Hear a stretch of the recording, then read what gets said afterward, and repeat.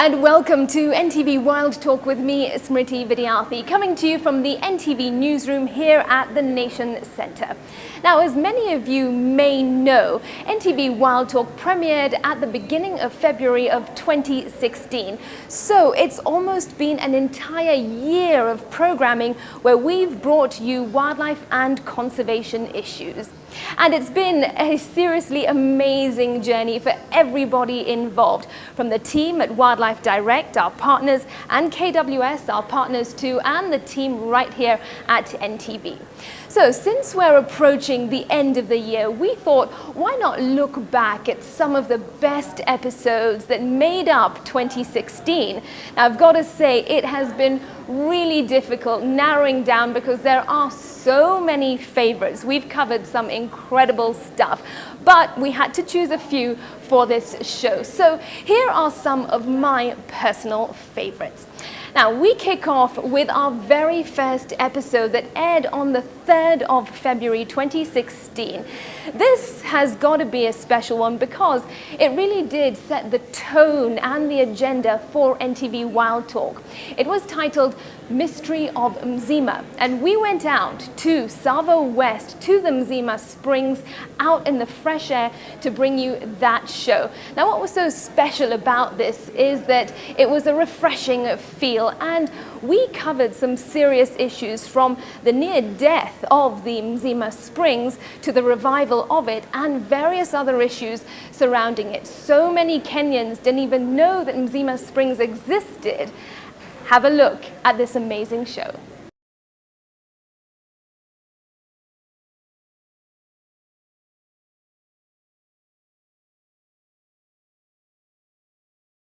Gentlemen, thank you so much for joining us. It's so great to have you here.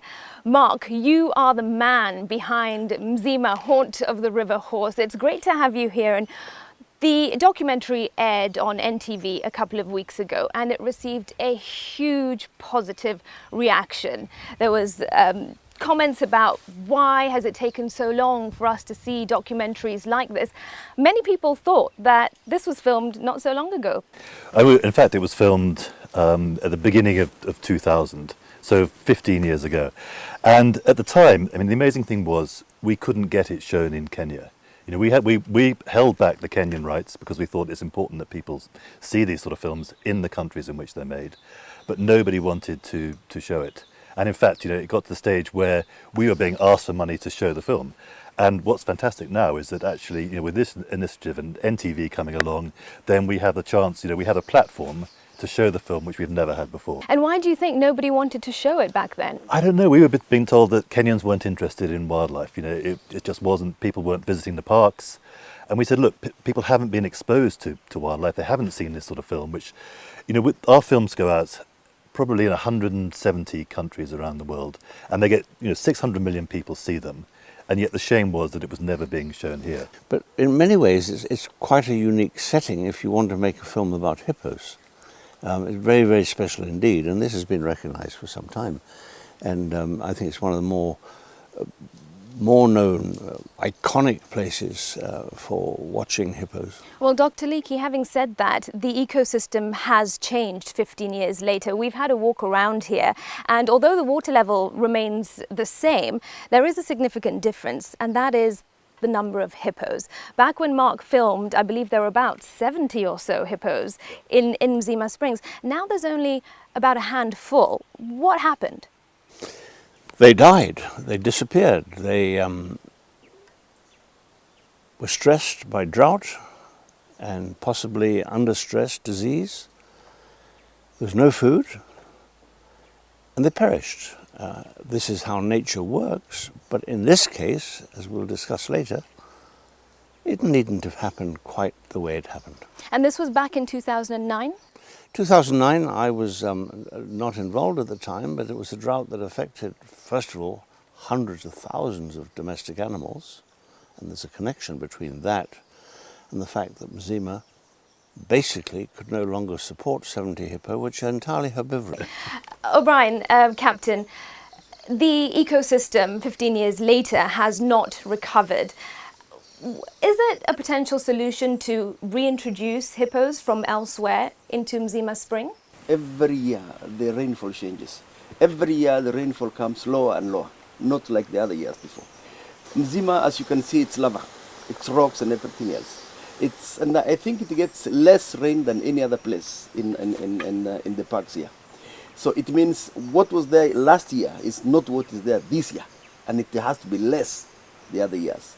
So the hippos here must have been affected mostly because of the feed.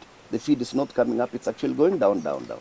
And with other forces coming up, coming on top of this, more animals, more this, then the hippos will actually have a bigger problem. But yes, the hippos are growing in numbers now. And we believe that, with some science, if we think of introduction, the rest, this can happen. There's no question hippos can be reintroduced. And let me say one thing. The ecosystem hasn't collapsed. I mean, the trees, the birds, the butterflies, the antelope, that's part of the ecosystem. The specific relationship between fish, hippo excreta in this swamp and spring has dramatically altered. Now, this is how nature proceeds. Different things cause changes in the environment, and different things then respond in different ways. And what is very clear, it's a wonderful textbook example of how we cannot assume that if we put a fence around a nature reserve or national park, and we stand back, that it'll always be the same. Right. It's always changing. And if we want to maintain a diversity of species, then clearly we've got to have active management. And Mzima will come back for hippos. They can be introduced very easily. We've just got to get it right that we don't introduce hippos that carry disease, and we've got to get the sex ratios right. But I'm sure we can have hippos back. But we need to be quite sure that if we do come back, bring in some breeding groups, that they don't die again from the same cause, and we'll get back to that. I think what was immediately obvious when I went down and into the viewing chamber, the underwater viewing chamber yesterday, was that last time I was here was 2009. It was the height of the drought, and hippos were coming out of the water and they were dying on the bank. They were literally collapsing on the paths that people walk around the springs. And was this the first time that you came back to Mzima after filming? It was, yeah. And I looked around, and the actual mortality, the hippo situation was tragic.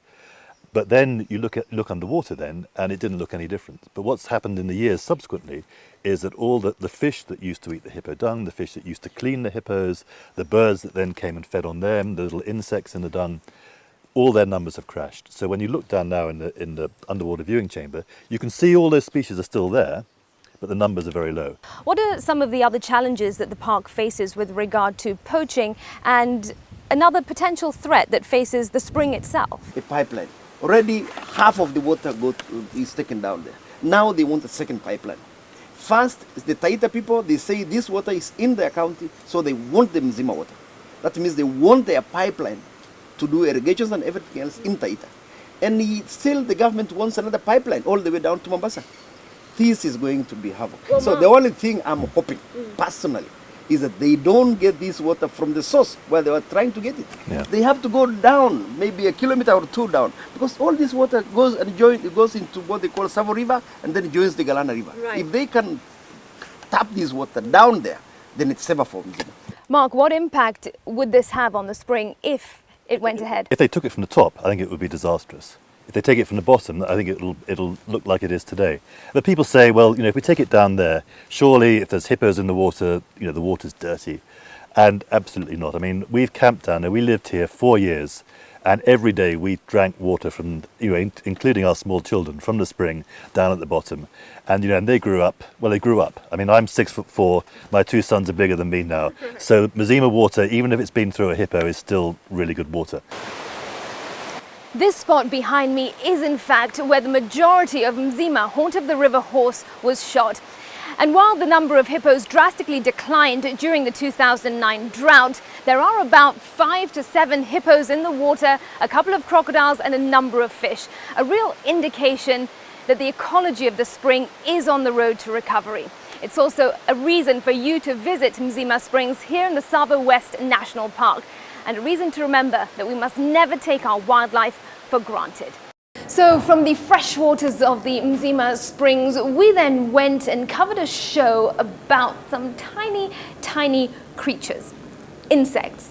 Yes, so now when Paula, my producer, told me that, Smriti, we've got to do a show on doodoo, I really questioned her, and I thought, Paula, are you sure we can do a whole 45-minute show on insects? I mean, really, how important are they? And she just told me, you've got to meet this entomologist, that means a man who actually studies insects, called Dino Martins, and he'll shock you. And I've got to tell you, I was amazed. We went to Laikipia to an area called Mpala, and we embarked on a doodoo safari. It was pretty much like a safari where you go see lions and leopards, but we went on a safari to check out insects. And what this show really taught me was that everything on this planet really is here for a reason.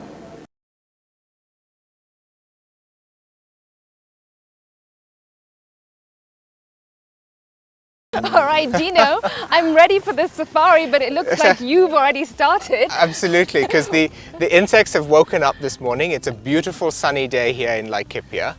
And we've got a wonderful example of insect diversity on this flowering, whistling thorn tree. As we're standing here on the savannah, we know there's lots of mammals and lots of birds, but the real engineers and the real keystone species of this habitat are the insects. How are we going to explore, and what's the safari going to be about? We are going to catch lots of bugs. Okay. I promise they won't bite and sting you too much. Too much, okay. I'm going to have you help me in a moment to shake this tree. But you can see right here, just this blister beetle has just landed on me. Wow. Okay. And this is a very interesting group of insects.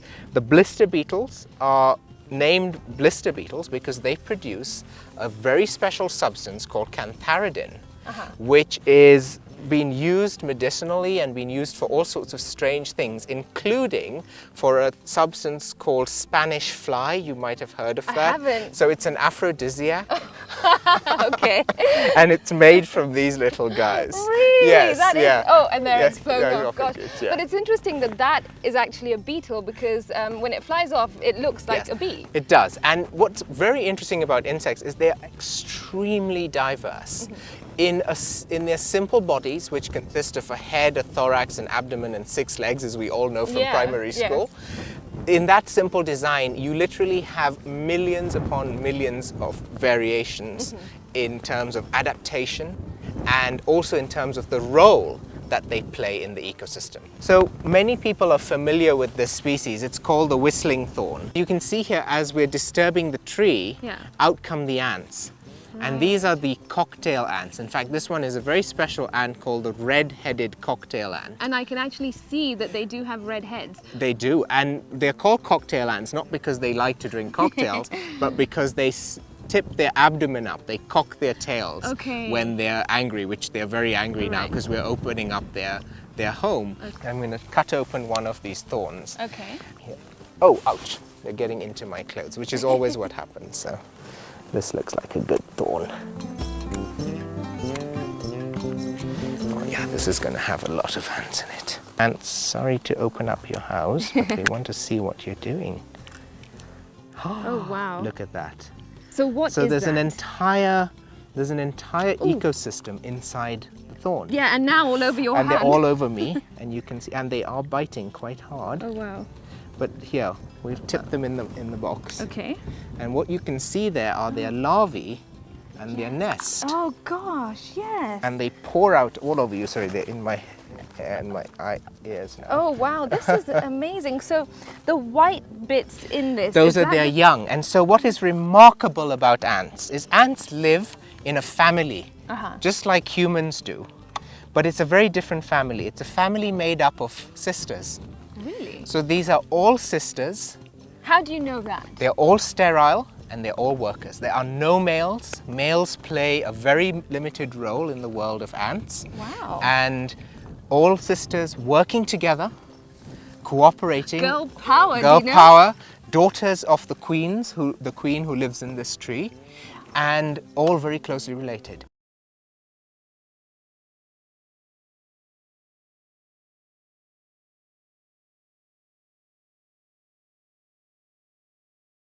So this is a termite that lives in this kind of soil that basically from here, if we were to dig underground, we'd go quite far down and find that. So Dino, are you essentially not just breaking their house? I'm trying to open it up to see if we can find a few of them, but it is quite hot and dry at the moment, so we may not.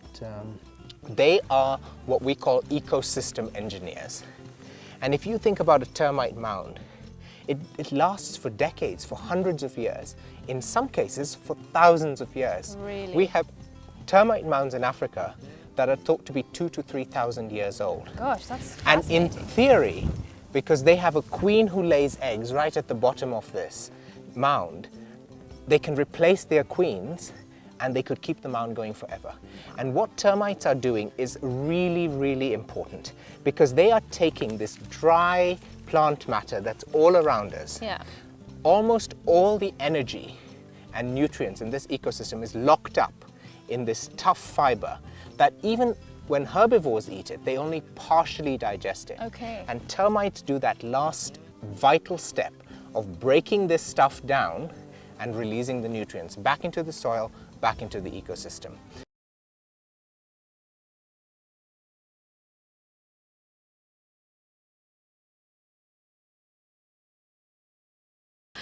This is a cactus, Dino, but you said that you'll show me some insects. I don't seem to see any. There are actually thousands of insects right here in front of us, and this cactus is an invasive species. It's not part of the natural vegetation. And on it, you can see all these fluffy little white things. Those are insects. Wow, so you're telling me that these all over here are insects. For me, it really looks like that's fungus. It does look like a fungus, but it's an insect. It's actually the female insect of something called the cochineal bug. And this is a wonderful example of how insects, not only do they keep the world running, but they also help us clean up the mess that we make when we move species like this cactus around the world. So the cactus comes originally from Central America, and in this environment it thrives. It takes over the rangeland, it grows on these kopjes, it pushes out the natural vegetation, it suppresses grass, which is something that animals need and livestock need. So the cactus is a big problem. And the cochineal bug, in its native habitat in Central America and Mexico, is what naturally feeds on it. And so we've had this insect introduced to East Africa as a form of biological control. She doesn't need to move around. She's lost her legs, and all she is basically a mouth part, a stomach, and an ovary. So she can feed and digest the nutrients and produce eggs. And I'm going to pick one off the cactus just now. And you can see as I squeeze her, you see the red thing that comes out of her body.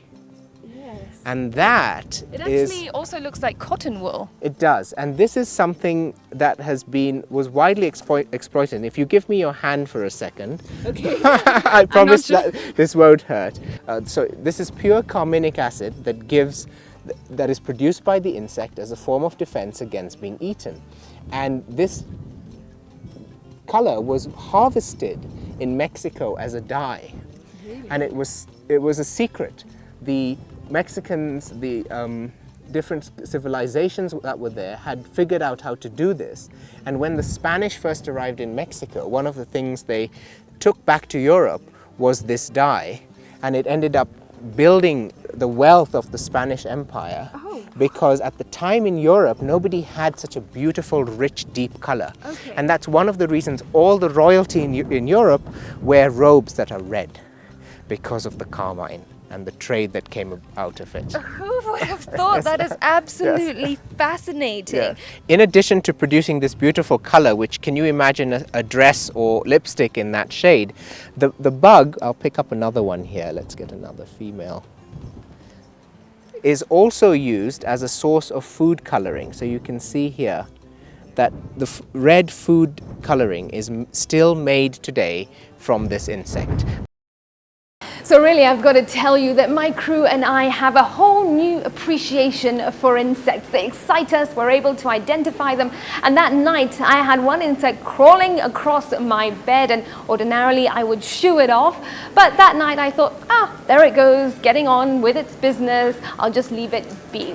So really, we must respect every living organism on this planet. All right, so from insects to something else that was amazing. And these were the baby elephant orphans at the David Sheldrick Elephant Trust here in Nairobi. Some of you may have heard of it, some of you may have visited. We wanted to highlight the work that goes on there. We showed the keepers who dedicate their lives to looking after adorable baby elephants, and we told the story of these elephants. And it was such a touching show because we learned that these baby elephants need so much love and care, just like a human child. And it also brought up a very key issue, and that is poaching. These babies are here at the David Sheldrick Elephant Trust as a result of the massacre that goes on across the country. Their mothers have been killed, and the David Sheldrick Wildlife Trust has rescued them. This is their story.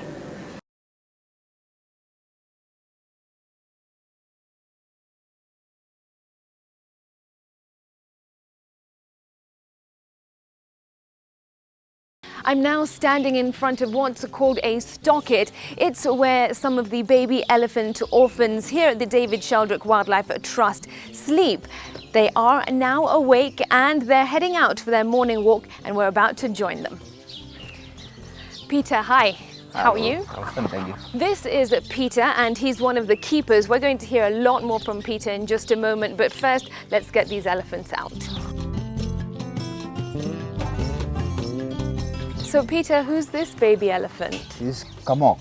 Kamok. And how old is he or she? Kamok is now 2 years. Okay, 2 years old. Kamok is coming out of its stockade and ready for its walk. There we have Kamok.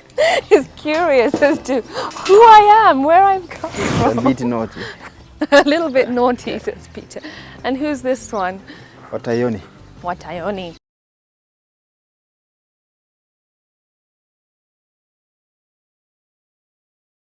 Wow, this really is a very special experience, and might I add that we are getting exclusive access to see and feel and talk to these baby orphaned elephants. Well,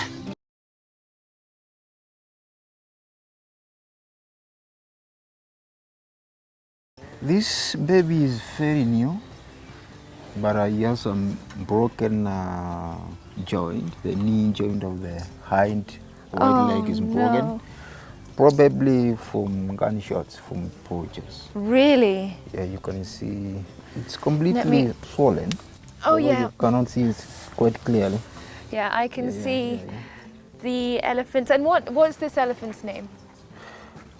Lugard. Lugard. I can see Lugard as he bends down.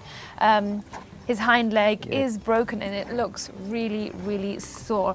And I also noticed that Lugard seems a little bit needy. Does he ever get out of this stockade? No, Lugard is always in there because we cannot take him out to join the rest because we don't want him to put more weight on the broken joint.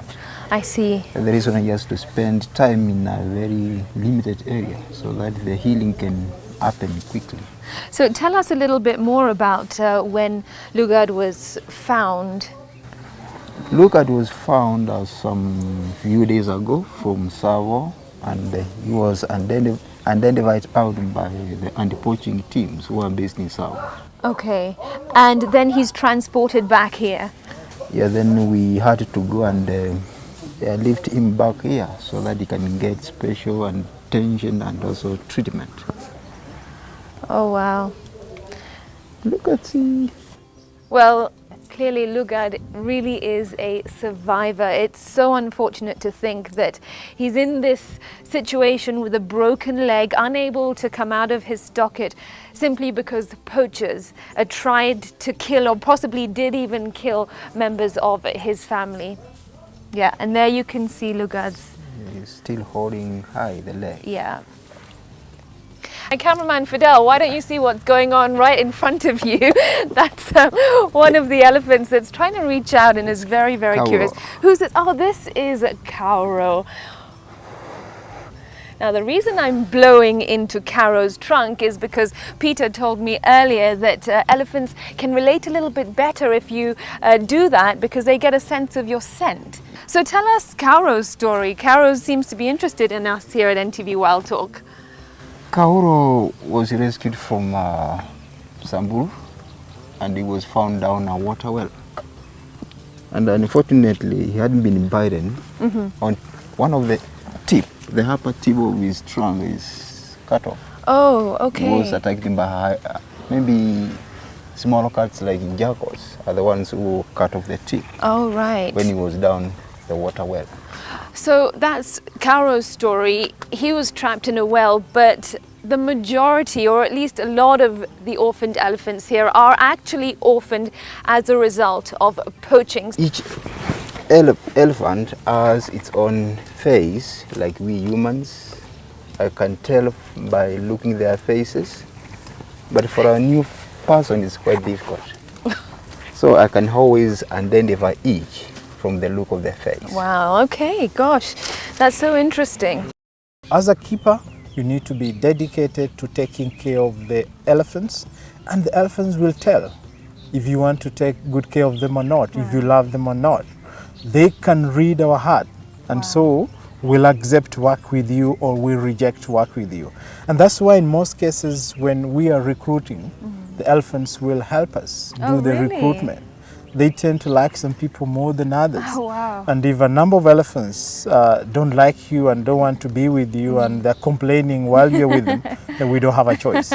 So it's a matter of dedication and not just coming to work. And certainly we do see this. Basically all these elephants here are your family, are Peter's family and all the other keepers' Yes. family as well. And Yes. as I said to Peter, we really do salute you and your team for the hard work that you do to protect our elephants.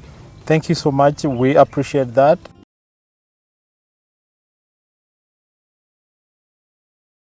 So those baby elephants really are adorable and they deserve all the love they can get. So if you've never been to the David Sheldrick Wildlife Trust, or if you want to go again, just make a plan to visit. It really, really is worth it. All right, you are watching NTV Wild Talk with me, Smriti Vidyarthi. This is our show covering the best episodes of 2016.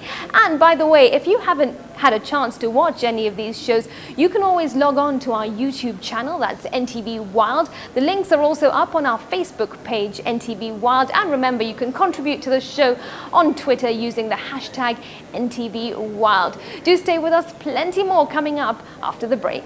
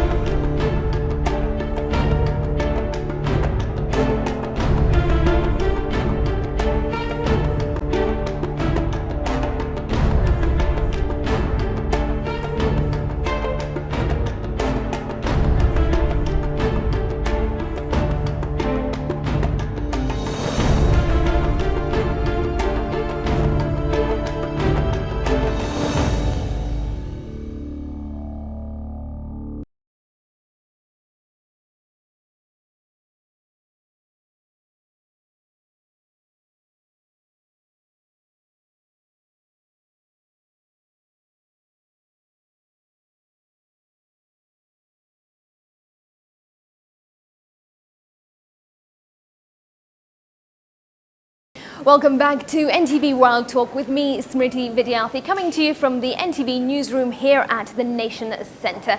Remember that NTV Wild Talk has been in existence for almost a year, so we thought we'd look back at 2016 and bring you some of our favourite shows.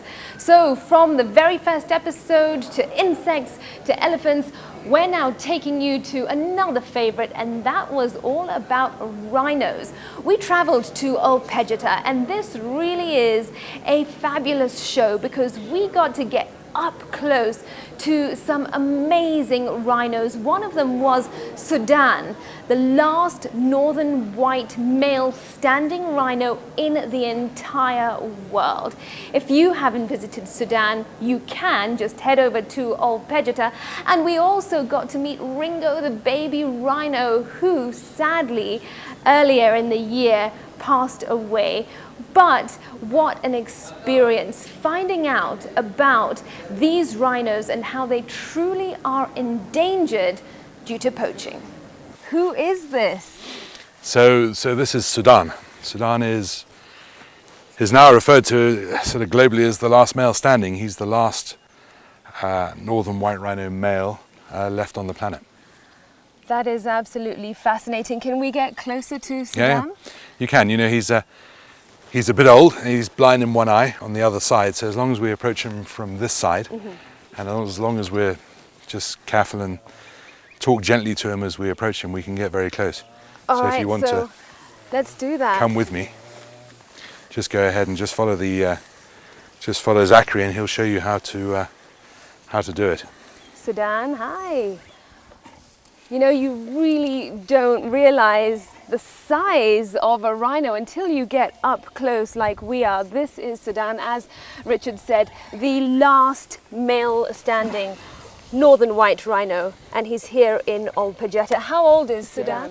So Sudan is now 43 years old, which makes him very old for a rhino. So in the wild, you know, rhinos probably wouldn't live much beyond 35. Wow. So the fact that he's got to the age of 43 is pretty impressive. He's doing well so far, and there are two other northern white rhinos. Where are they and who are they? Okay, so there's this where we are now is the what we call our endangered species enclosure, and it was originally set up for the northern white rhinos when they came here from the Czech Republic in 2009. Originally there were 4, 2 males and 2 females. The male Sunni died just over a year ago, so now we're left with Sudan plus 2 other females. One is Nain, she's also pretty old. I think she's 38, around about that sort of age. And Fatu, who's a lot younger. She's, I think, around about 14. And so there where are 3 are in they? total. Why aren't they here with Sudan? Sudan, unfortunately, has got to the point where he's so old that he gets bullied by other rhinos, and he's a little bit shaky on his pins. You can see his back legs are sort of sitting back on their pasterns. So he's, you know, he's an old man, and really he needs to be kept a little bit segregated and a little bit sort of nurtured by himself. He's become friends with a young rhino called Ringo, who we'll meet later, who's a southern white rhino. Right. And so he's got the company of another rhino, which psychologically is obviously good for him. Of course. Richard, tell us, it is just shocking to learn that there are only 3 northern white rhinos left on the entire planet. How did we get to this tiny number? Yeah, you know, it's an absolute tragedy that these rhinos would have been quite numerous across sort of eastern and central Africa as recently as 20 or 30, possibly 40 years ago. The reason their numbers have diminished to the point that there's only 3 left is because of poaching for their horn. So rhinos across Africa and across other parts of the world, such as the Far East, where rhinos exist, are all threatened for the same reason. Poaching for their horn, which is made of the same stuff as your fingernails, keratin. It has no medicinal powers whatsoever, but it's reputed in the Far East to be able to cure various diseases and that kind of stuff. So there's a high price that people are prepared to pay for rhino horn, and that's the reason they get poached. And that's the reason this animal here, or this species here, is on the brink of extinction.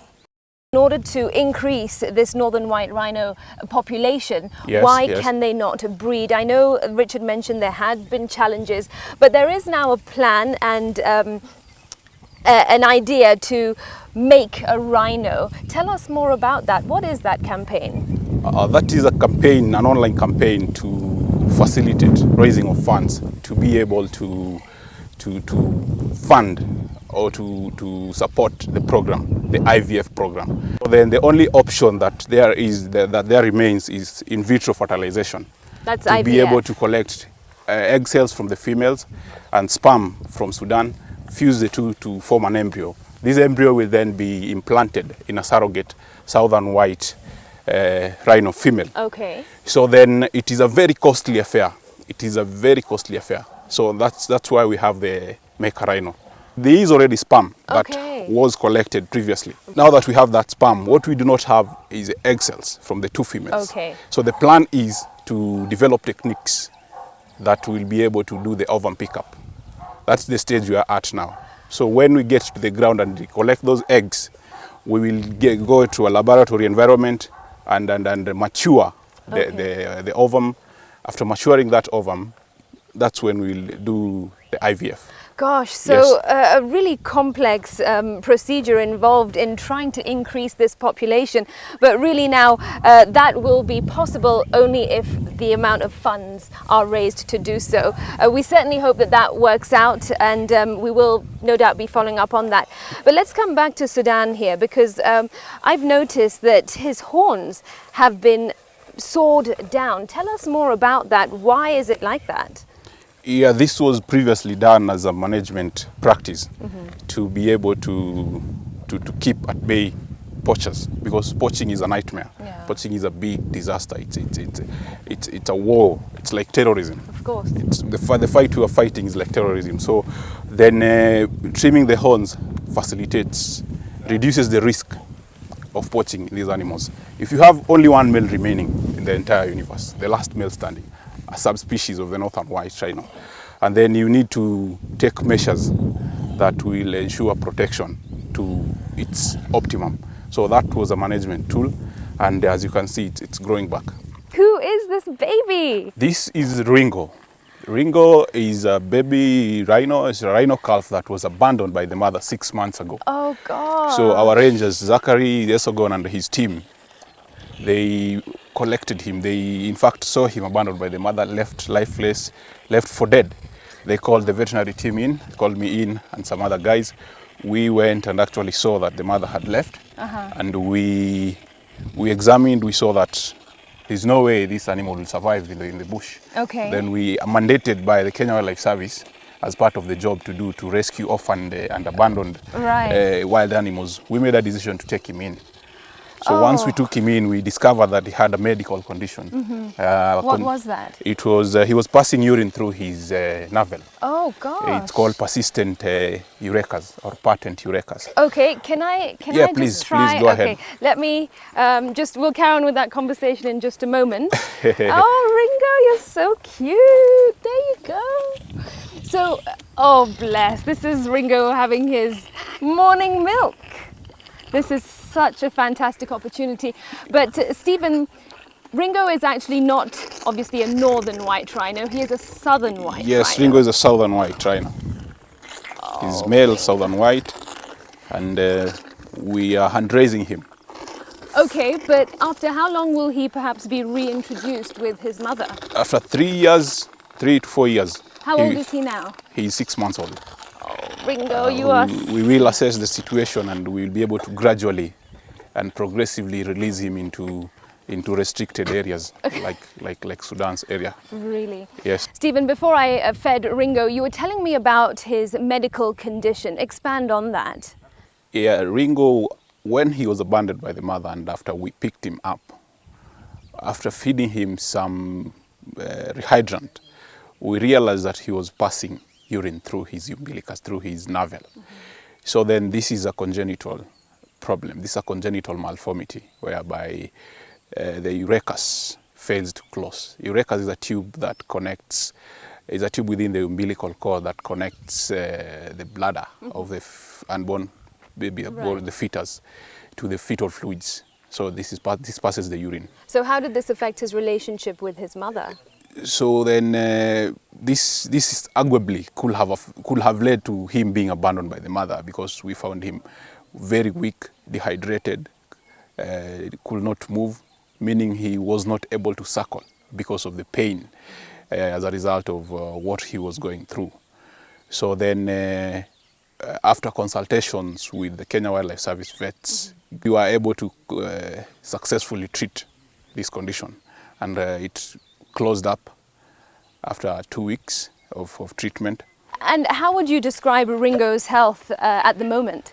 You can see it. He's He's doing well. He's doing well. You can just see it by the appetite, the bottles of milk. He's taken 2 bottles of milk, and he has a fantastic demeanor. We allow social interaction between him and Sudan for that social enrichment, and it's a good thing for both of them, because then the only other enrichment he has is human, Of course. which is not ideal. I've got to say, getting up that close to a rhino was a lifetime experience. Absolutely incredible, and I would do it again and again. From that show, back to elephants, but in a different perspective.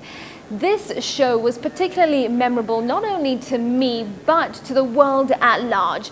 We covered the burning of Kenya's largest stockpile of ivory. It was the biggest ivory burn in the whole world that took place at the Kenya Wildlife Service headquarters in April of 2016.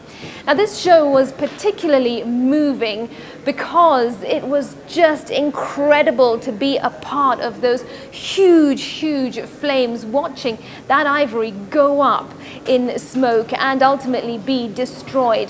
What it really meant was that the government was showing their commitment to stop poaching, which really is a big crisis across the country. It was extremely emotional for many, including me. Have a look. What you're seeing behind me are ivory towers up in flames here at the Nairobi National Park.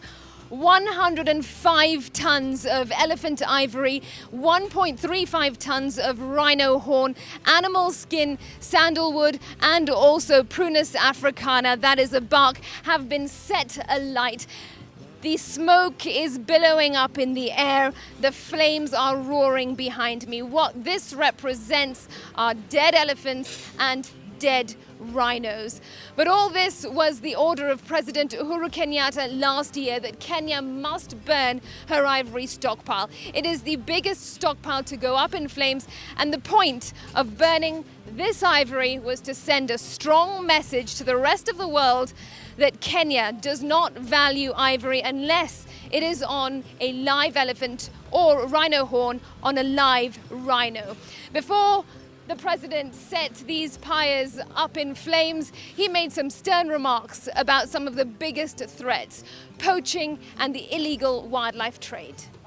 The last decade or so has seen catastrophic destruction of the African elephant. A new generation of poachers, armed with new weapons and connected to vast new markets across the world, threatens to exterminate them. In destroying the ivory, we reject once and for all those who think that our natural heritage can be sold for money. Evidently, today's burning does not in itself end this murderous trade. But if we combine it with aggressive enforcement of laws already on our books, with effective control over the movement of ivory, and with other attacks on the incentives to market it, then our elephants will be saved, and this is as simple as that. How does that make you feel as Cabinet Secretary for Environment? Because this falls under your docket. Yes, I mean, I feel very satisfied, because when the President issued that directive, he issued it to me, and I had to deliver, and I have done so. We've issued a very strong statement today that the only value ivory has is on a living elephant, that the only value a rhino horn has is on a living rhino. We've issued that statement today. What we want the world, and particularly those countries that use ivory, to understand that ivory has no economic value. That's what we want them to understand. What next for KWS in terms of the work that now needs to start? We post the ban now. We are going to continue with our advocacy. I think the message to poachers and illegal traffickers were very clear, that they are under close watch. I am also happy that our laws now are punitive, and we want to see people arrested now. We are calling upon our judges, our magistrates, to put people to life sentence when they trade in ivory and rhino horn. We also want to ensure that our sea and airports are not used to traffic. So the interagency collaboration His Excellency has called, I think is very important. We need to enhance our screening, our dog units at the sea and airports, so that our ports are not used to traffic these contrabands. And if we arrest them, we are going to put them in prison for life. It's 2 days since the ban here at the Nairobi National Park, and the fire is still burning, albeit not as much. Robin Hollister is the man on the ground. He is the coordinator of the burn. Robin, it's a very, very different sight here today.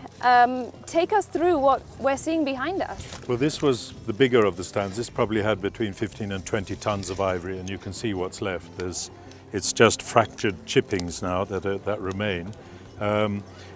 Everything that was on the upwind side on each of the towers obviously didn't burn that well. So we've moved all that to these towers that we're going to fire up now. Okay. To just incinerate the remaining sort of 1% that remains. And that's all that's left. Yeah. All right, let me just reach out over here, and it's safe to do that, Be right? Be careful, it's quite hot, but okay. Still, just pick up a food piece. All right. Well, that's a slightly bigger piece, but yeah, if you have a look here, I mean, this is what the ivory tusk looks like now.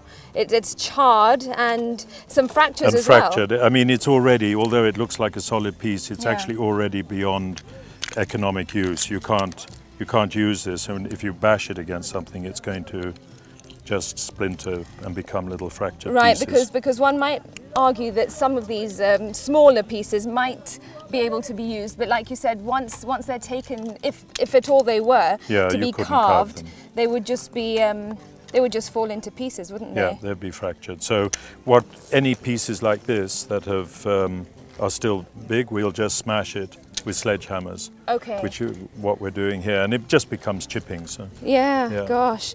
I mean, is this? Did it go to plan, Robin? Because just looking back on that day, 30th of April, these pyres were massive, full of tusks. It was an extraordinary sight. Did it all work out to plan? Because you've been working on this throughout the entire month. Yeah, no, it more or less. I mean, the end result has worked out. Obviously, we had our sort of issues in between. We had 2 inches of rain, 50 millimeters of rain the night before. Gosh. So everything was completely sodden, which just meant that the igniting process took a little bit more time than initially. I mean, we needed more fuel to get it going. Yeah. But once it was going, and the end result has been good. I mean, that first night, I think we managed 75%, which was more than I expected. Okay. We're now down to about 1% left. Yeah, and I can see that. Let's walk over to the pyre over here, because Robin, I can see that on here, this pyre behind us, there's a lot of destruction.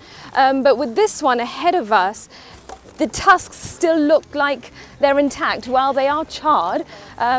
But they haven't broken down yet. These are the ones that we've actually moved from, the various towers that, as I say, were probably upwind and didn't burn.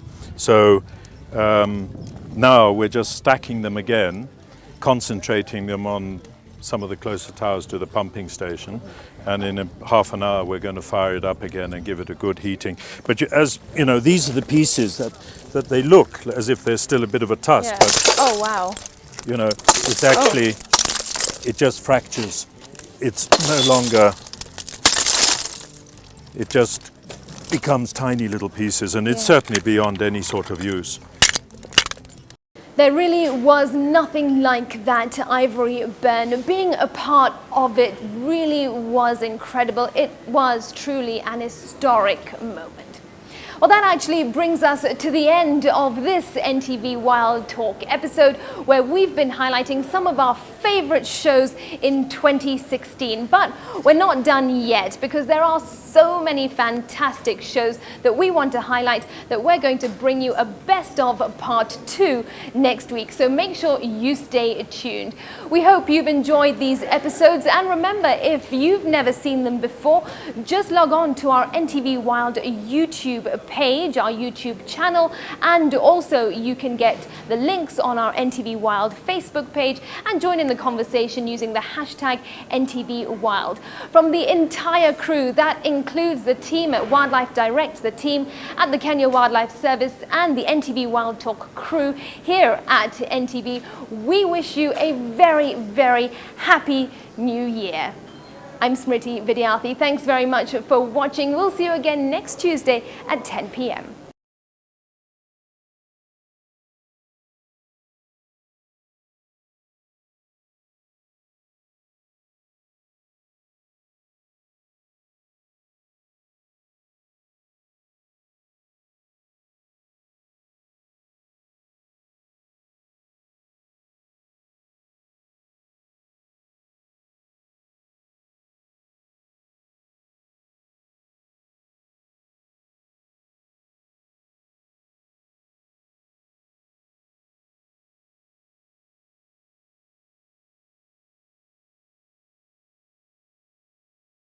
NTV Wild Talk in partnership with the Kenya Wildlife Service and Wildlife Direct.